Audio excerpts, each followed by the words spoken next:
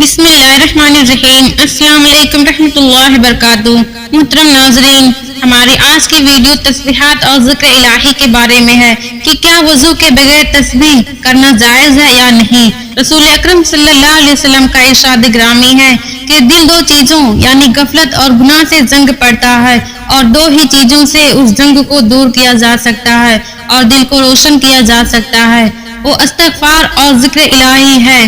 ہر ایک چیز کو چمکانے کے لیے کوئی نہ کوئی چیز ہوتی ہے، لیکن دلوں کو ذکر الہی سے ہی چمکایا جا سکتا ہے۔ علامہ بن قیوم رضی اللہ تعالیٰ عنہ بیان فرماتے ہیں کہ ایک مرتبہ نبی کریم صلی اللہ علیہ وسلم کی طرف سفر کرتے ہوئے زنگدان پہاڑ کے پاس سے گزرتے ہیں۔ ارشاد فرماتے ہیں کہ مخدوم سبقت لے گئے تو ہم نے اللہ کے نبی سے پوچھا کہ حضور یہ کون لوگ ہیں، مخدوم کسے کہتے ہیں؟ آپ صلی اللہ علیہ وسلم نے فرمایا کثرت سے ذکر کرنے والے مرد اور عورتیں۔ نبی کریم صلی اللہ علیہ وسلم نے فرمایا ذکر الہی کے لیے قوم جب کہیں بھی بیٹھتی ہے تو ملائکہ ان پر گھیرا ڈال لیتی ہیں اور پھر اللہ کی رحمت ان کو ڈھانپ لیتی ہے، اور آپ کریم صلی اللہ علیہ وسلم اپنی مجلس میں ان کا تذکرہ فرماتے ہیں۔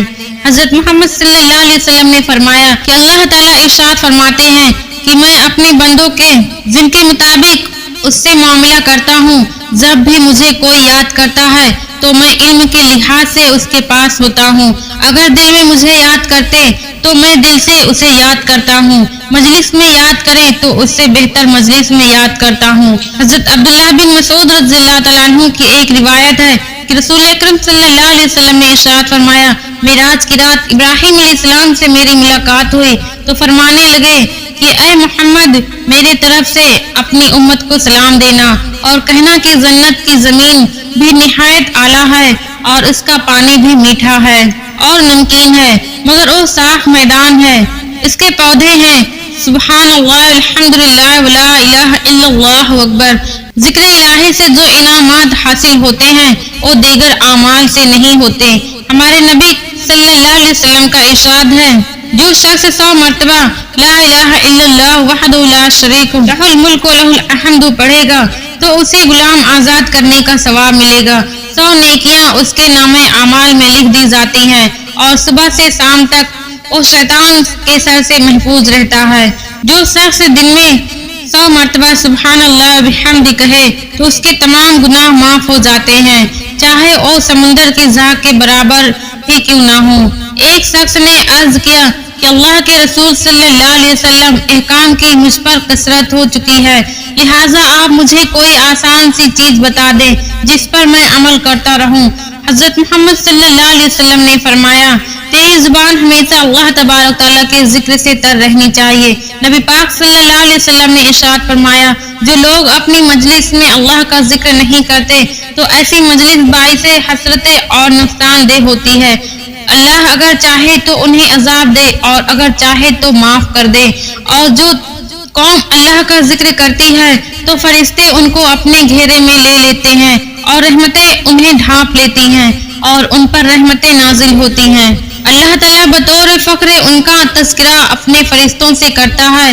اب سوال یہ ہے کہ کیا وضو کے بغیر تسبیح پڑھ سکتے ہیں یا اسے ہاتھ میں پکڑ کر ذکر و اذکار کر سکتے ہیں، اور اسی طرح سے کیا ہم اپنے پیارے نبی حضرت محمد صلی اللہ علیہ وسلم پر درود پاک پڑھ سکتے ہیں؟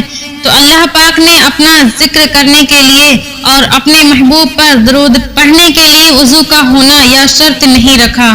اللہ کی ہم پر ایک خاص رحمت ہے کہ ہم بغیر وضو کے اللہ تعالیٰ کا ذکر کر سکتے ہیں، تسبیحات بھی پڑھ سکتے ہیں، ہم درود و ثنا کر سکتے ہیں اور درود اسلام بھی پڑھ سکتے ہیں۔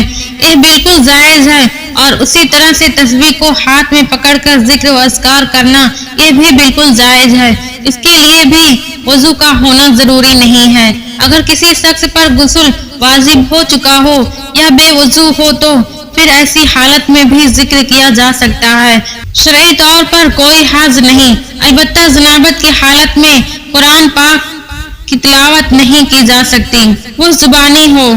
میرے اللہ سے دعا ہے کہ وہ ہمیں اپنا دین سمجھنے کی توفیق عطا فرمائے، میرا سنانا اور آپ کا سننا قبول و منظور فرمائے۔ اللہ پاک ہم سب کی دعاؤں کو قبول و منظور فرمائے، آمین ثم آمین۔ مسلمان بھائیوں اور بہنوں، پیارے نبی کا جب بھی نام سنیں تو ایک بار درود پڑھ لیا کریں، اور اگر آپ کو ویڈیو اچھی لگے تو چینل کو سبسکرائب کر دیں۔